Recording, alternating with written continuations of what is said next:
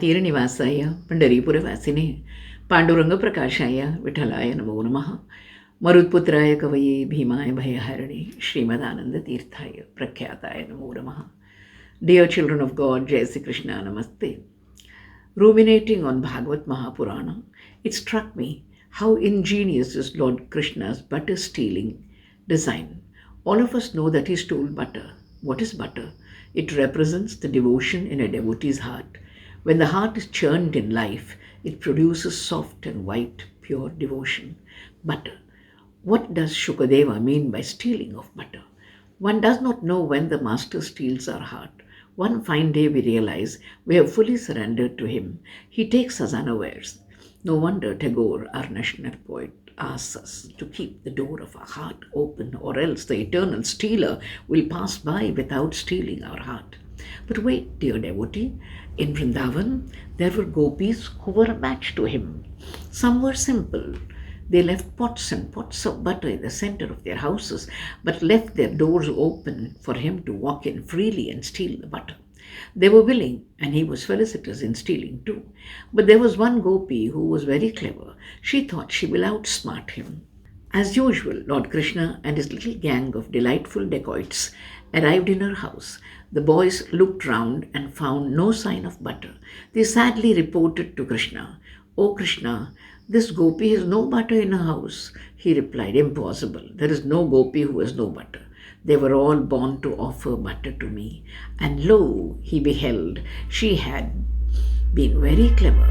In the ceiling she had hung a pot by a sling, but she had attached a burglar alarm to it. If anyone touched the spot, there was a slender string attached to it. That in turn was attached to a highly sensitive light metal bell, which would expose the thief's mischief in no time by ringing loud and clear. The cowherd boys were at a loss. How to reach the ceiling, Krishna, was the question. He who can make us reach the high heavens, can he not make us reach the ceiling? The Lord asked them to get hold of the pounding stone, the Ulukala, standing for Jada Prakriti, granite. On that he selected the tallest companion he had, namely our Guru, whose spiritual stature is higher than that of others. The Lord himself climbed on to the strong shoulders of the Guru. Only the latter can carry him. The boys said in a hushed tone, "Krishna, the bell, beware of the bell. It may ring if you touch the pot, and the gopi will catch us red-handed." The ingenious Lord had an ingenious plan. With his yellow silk upper cloth, he held the bell to silence it. With the other hand, he knocked the vulnerable spot of the pot, and out came flowing buttermilk and butter. The Lord held it with his hand and opened the fingers to allow the tall boy Guru to hold it in his hands. He also opened the finger, and the ambrosia, twice blessed, first by the Lord, secondly by the Guru, reached the little boys who had gathered round Krishna for this divine favor. As this performance of divine mercy was in full swing, out came the clever gopi from her hiding behind the door.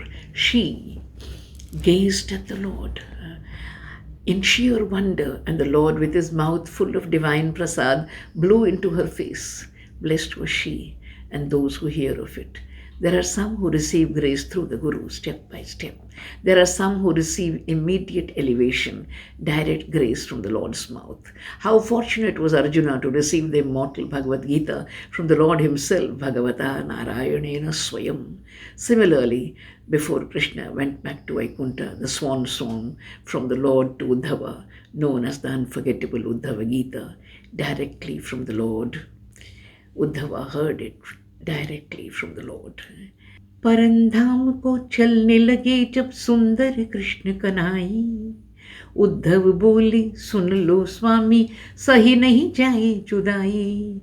तो कान्हा बोले सुन ज्ञानी डोले, जिस उपदेश को सुनकर उद्धव माया को जीता है, वही उद्धव गीता है, वही उद्धव गीता है, वही उद्धव गीता है, वही उद्धव गीता है।